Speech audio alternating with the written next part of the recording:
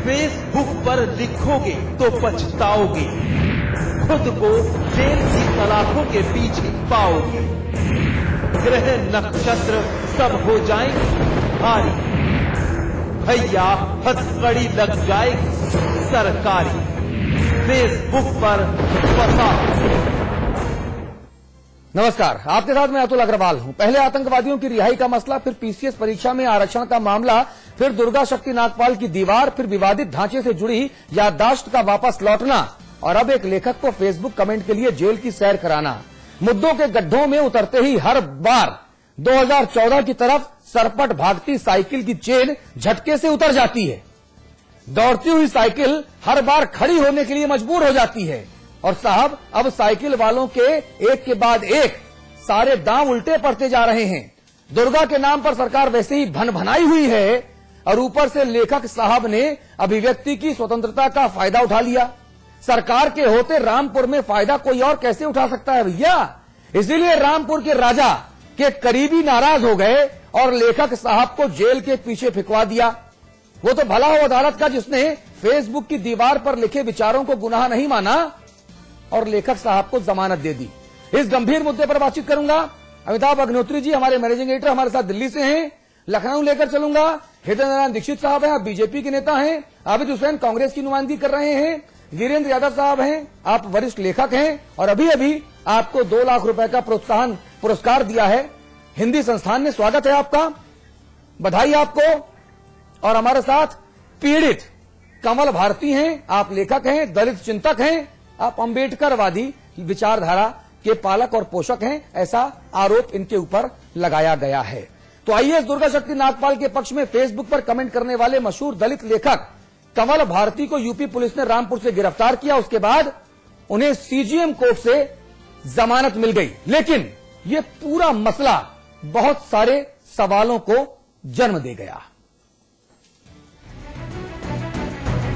बोलने की, बांचने की, लिखने की, छापने की और सार्वजनिक मंचों की सारी आजादी सियासतदानों की समझ के आगे सर झुकाती है।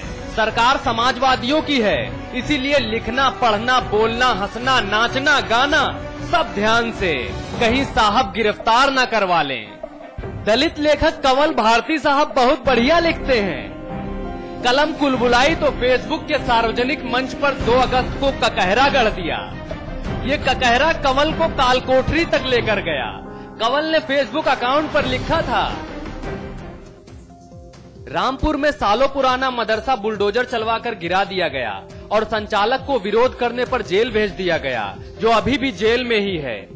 अखिलेश की सरकार ने रामपुर में तो किसी भी अधिकारी को सस्पेंड नहीं किया। वह इसलिए कि रामपुर में आजम खान का राज चलता है, अखिलेश का नहीं। सच का ये शूल सरकार के सीने में उतर गया।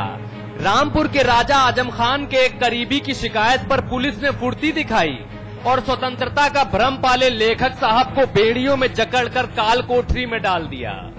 कंवल साहब के वकील की अपील पर सीजीएम कोर्ट ने कंवल को मुरझाने से बचा लिया। फेसबुक पर कुछ कमेंट का एलिगेशन था, वो एलिगेशन वो गवर्नमेंट के अगेंस्ट एलिगेशन था, कमेंट का वो एलिगेशन नहीं माना उन्होंने और उन्होंने बेल ग्रांट कर दिया। जेल से बेल मिल गई, लेकिन नरेश अग्रवाल का हमला अभी बाकी था।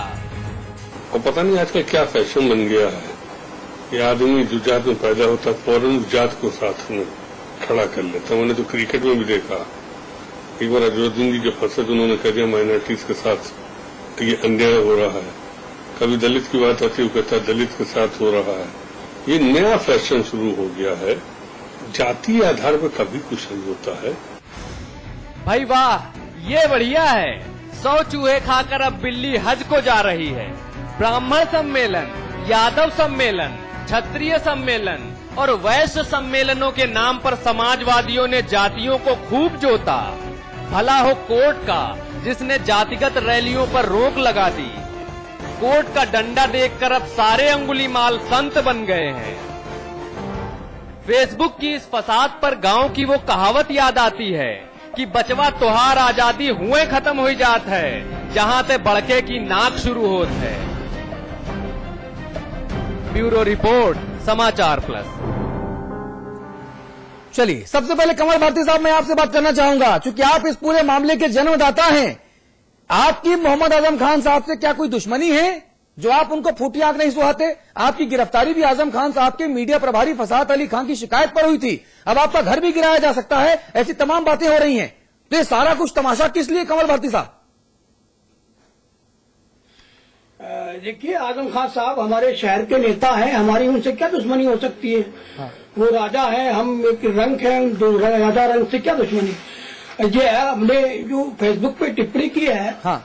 वो एक हमारा लोकतांत्रिक अधिकार है, उस स्वतंत्र अभिव्यक्ति की स्वतंत्रता का अधिकार है, इसका हमने उपभोग किया है। हाँ।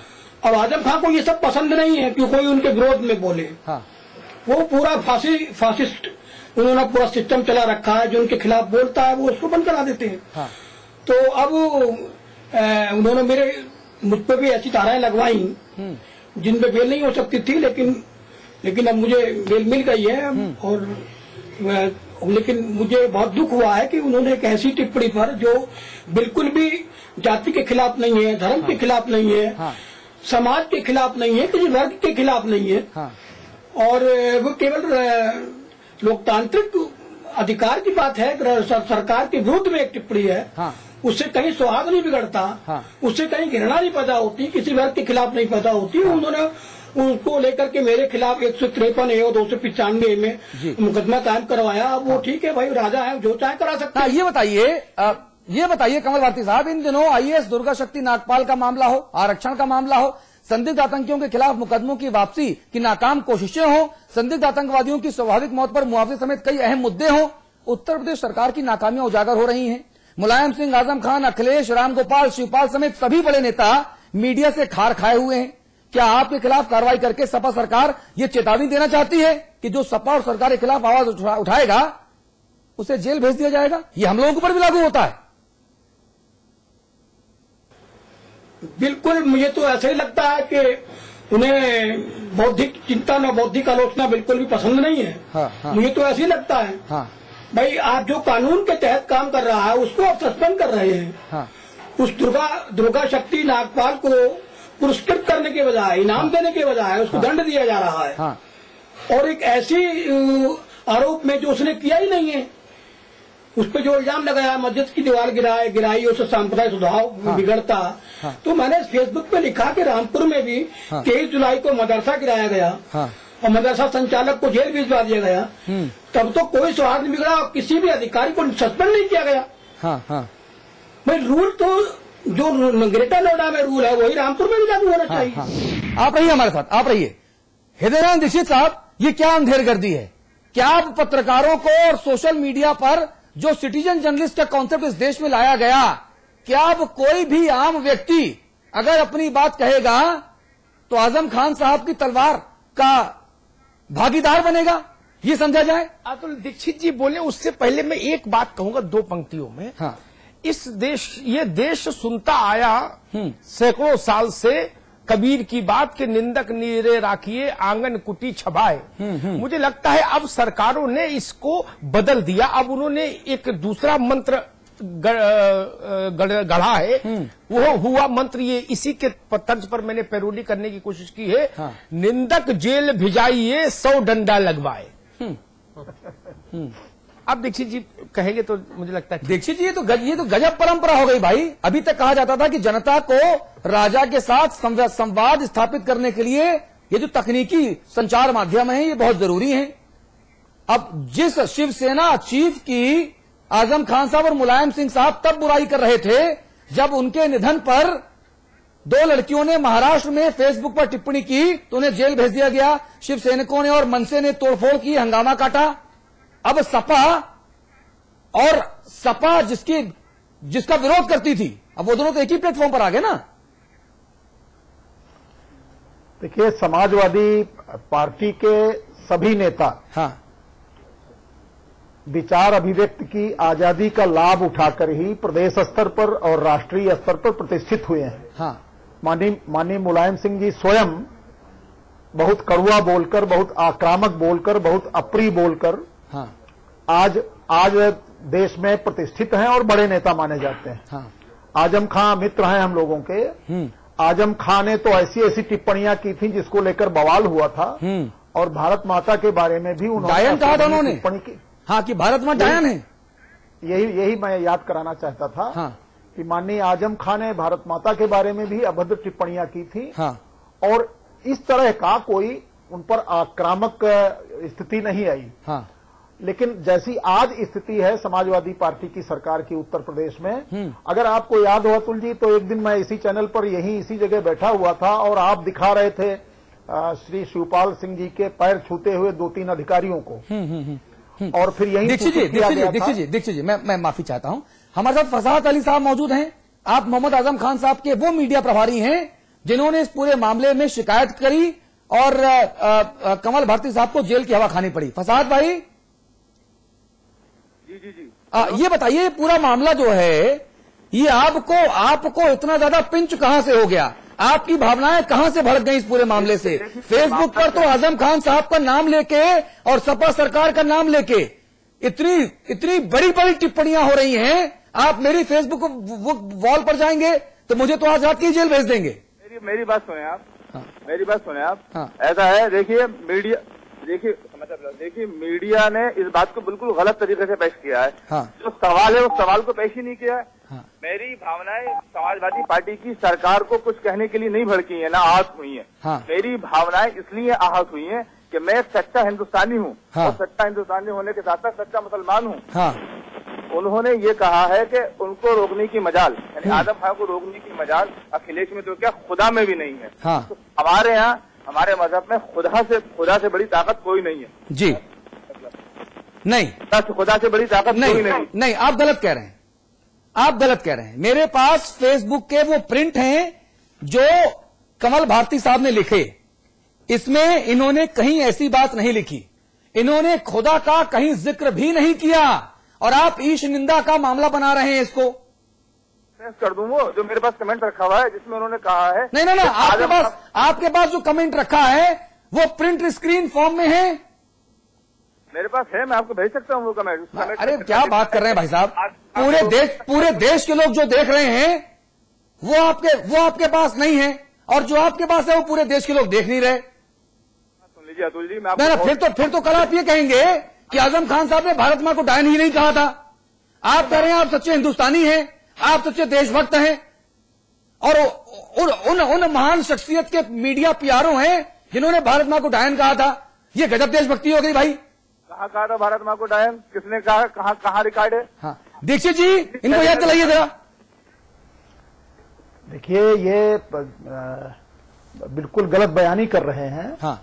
उन्होंने ये शब्द इस्तेमाल किए थे और देश के सभी अखबारों में उस समय छपे थे। हाँ। बहुत बड़ा विरोध प्रदर्शन हुआ था। हाँ। इस बात को लेकर के, तब बाद में उन्होंने अपने बयान को संशोधित किया था। हाँ। लेकिन खेद नहीं व्यक्त किया। हाँ।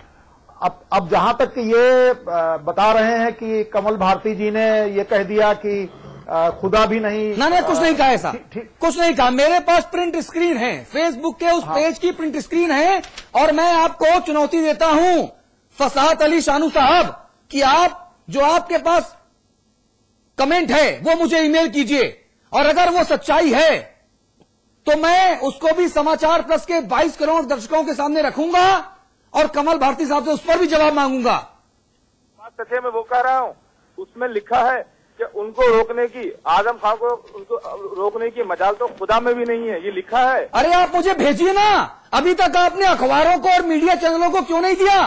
छोटी छोटी बात पर बड़े बड़े एसएमएस तो बहुत करते हैं आप। छपा है आज के अमर दैनिक जागरण में, रामपुर के अखबार में छपा है ये कमेंट, मैं आपको पढ़ के सुनाऊंगा। अखबारों में दिया तो है हमने, पुलिस अधीक्षक रामपुर ने दिया, ये जो मैंने शिकायत। अरे भाई, उनके फेसबुक पेज पे वो बात होनी चाहिए ना।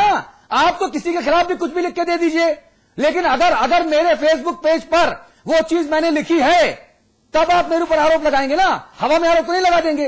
मैं बिल्कुल सही आरोप लगा रहा हूँ, उनके पेज पर है, आप उनका पेज देखें। अरे भाई, मैं 2 दिन से उनका पेज ही देख रहा हूं, मैं 2 दिन से उनका पेज देख रहा हूं, और मेरी आंखें इतनी कमजोर नहीं है कि मैं 20 करोड़ दर्शकों के सामने आपको इस मामले में क्रॉस क्वेश्चनिंग करूं। ऐसा है अतुल जी, आपकी याददाश्त कमजोर नहीं है, लेकिन मेरी याददाश्त भी कमजोर नहीं है। और बात सुनिए, यही शिकायत की है मैंने, यही शिकायत से इलाही थाने में मैंने तहरीर दी है। और दूसरी बात सुनिए, अरे भाई, तो देश में अभिव्यक्ति की स्वतंत्रता का अधिकार किसी को होगा कि नहीं होगा? आज वो फंडामेंटल राइट्स हैं। पत्र में है ये ना जब भारत सरकार की आर्थिक सहायता से, अमिताभ जी कल बता रहे थे, सहमत नाम की एक एनजीओ